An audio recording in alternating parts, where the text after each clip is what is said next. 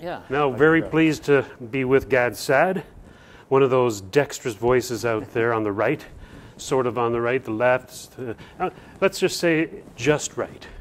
I'm an ideas man. Notice You that can't play label me. on words, dexterous voices. Yeah, you're not sinister like a lot of people are.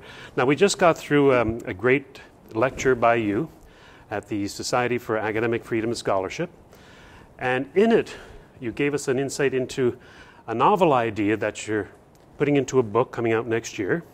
Do you have a working title on the book yet? So the working title is The Parasitic Mind. It used to be called Death of the West by a Thousand Cuts, but it doesn't have enough hope. And so right now it's The Parasitic Mind, How Political Correctness and the Thought Police Erode Free Exchange of Ideas. We don't know exactly what it's going to be, but Death of the West simply sounded too ominous. Yeah.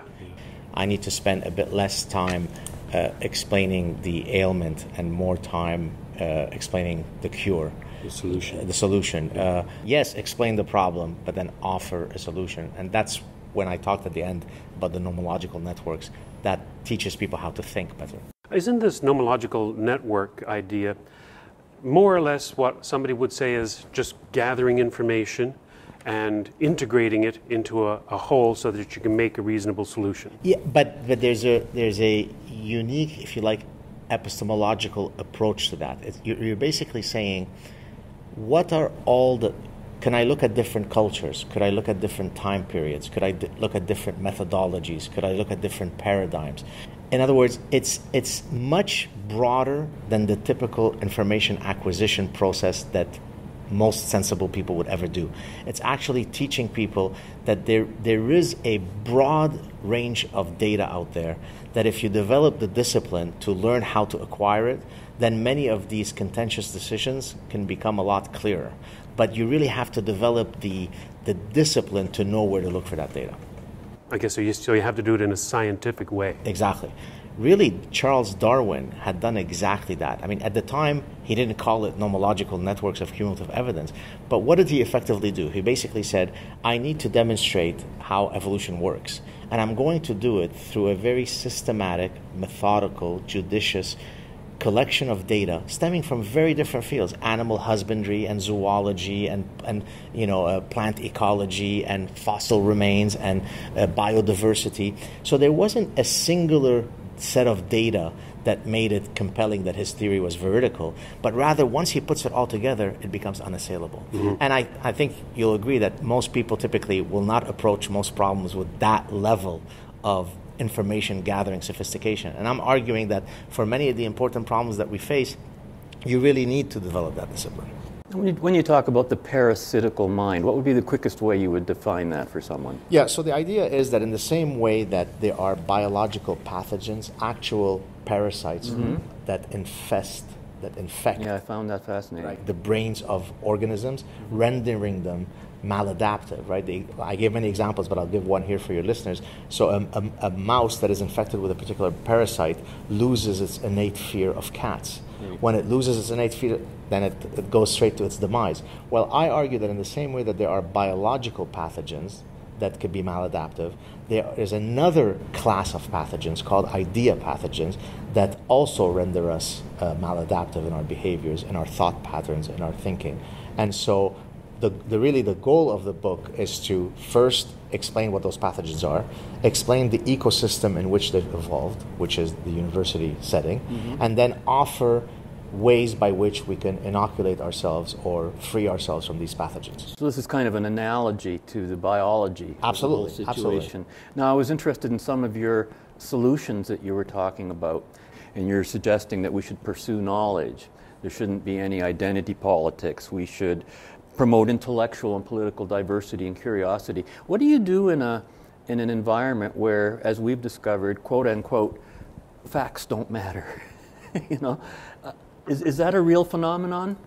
Or is that just our way of expressing our frustration with people who aren't interested in fact? Or are we doing this for a third party who's watching the debate between the two immobile sides? Well, it certainly is a real phenomenon. The example that I gave in my lecture when I talked about how this radical feminist was upset that I argued that only women can bear children.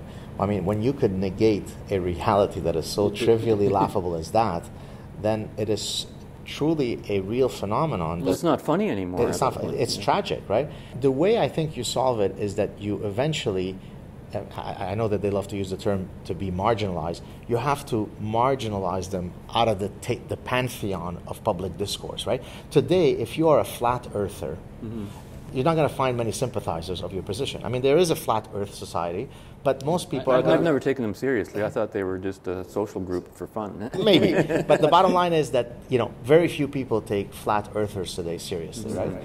In the same token, you have to delegitimize these people, but do it in a manner that the data speaks against them, right? So when you say, for example, there are no sex differences, all sex differences are social constructions. Well, there is a way for me to build a nomological network to demonstrate how laughable that position is, right? I don't have to get into all emotional arguments. I don't have to huff and puff, right? So is your position that there isn't two biological sexes? Okay, let me see how I can build a nomological network to demonstrate how outlandish your position is. How your position, I call them creationists of the human mind, right? In the same way that creationism is laughable from an evolutionary perspective, well, if you negate the fact that humans are biological beings, history is not going to look kindly on you. Now, of course, is that argument being directed at the person who's coming at you with the opposing idea, or is it really being directed at a third party? Because I found people on the other side are very, quote, the other side, are very immobile in that sense, and may never care about facts at all. And so who is the debate for? Look, and in my public engagement, oftentimes it's exactly what you're saying. The person that I'm directly communicating with, there's no amount of evidence that I could ever offer that but there's a lot of people that are watching, right? So if you've got, and that one of the reasons why I'm so empowered by, having built such a big forum, is not for ego, it's not for narcissism, it's because you have a bigger megaphone to shape people's minds, right? I mean, and so you're right. Oftentimes, people will say to me, well, why did you even engage this guy? He's not worthy of your time. And then I'll answer, I wasn't engaging him. I was doing it for the audience effect. Now, what I found very unique, hearing it from you, because I only hear it from us, is your focus on epistemology. Because we kind of think that's what our show is primarily about. We talk about epistemology quite explicitly and frequently, and we talk about epistemology as being, of course, the science of knowing how we know what we know. Sure. And you have applied this to various fields. Where do you see the weakness there the worst in the field of epistemology? Is it just in the humanities? Is it everywhere, in every department?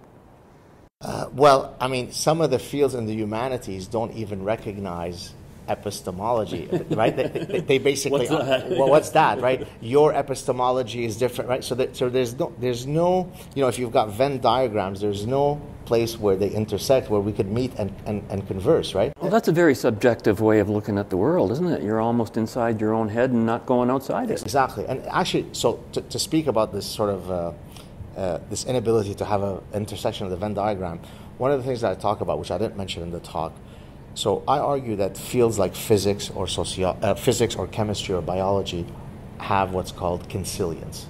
Consilience is a fancy term that's existed for many years, but it was reinvigorated to the lexicon by E.O. Wilson. He wrote a book called Consilience in the late 90s. Consilience refers to unity of knowledge, right? So physics is more consilient than sociology. Why?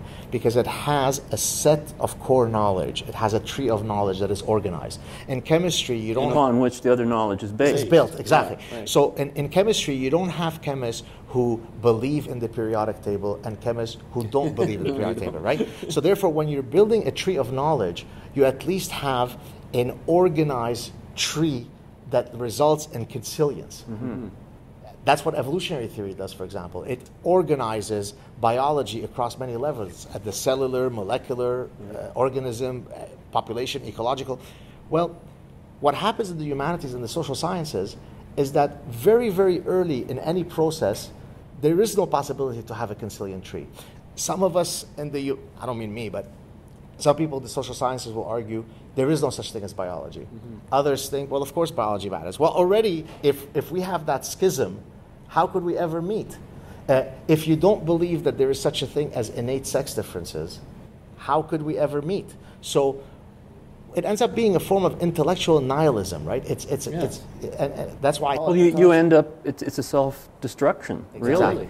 And isn't there a point at which people who cannot resolve themselves to accepting some level of reason and reality, aren't they almost ostracizing themselves from society? Shouldn't we be looking at them as almost the parasite that you're talking about? And that's why I'm saying that they should be marginalized in the public discourse. But for that to happen, you have to intellectually shame them, right? In other words, their voice needs to be laughed out of the battleground of ideas, right? It has to, right? It shouldn't be possible for you to stand up at the Canadian Senate and utter some of the nonsense that the senators directed at me. That should be something that should be a career ender.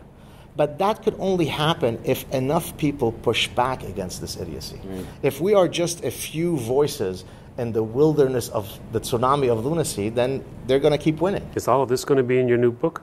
That's all in the book. Oh, I can't wait for that book. Oh, thank you so much. And thank you for giving us some time today. Oh, my pleasure. Great. Cheers. Cheers, guys. Thank you so much.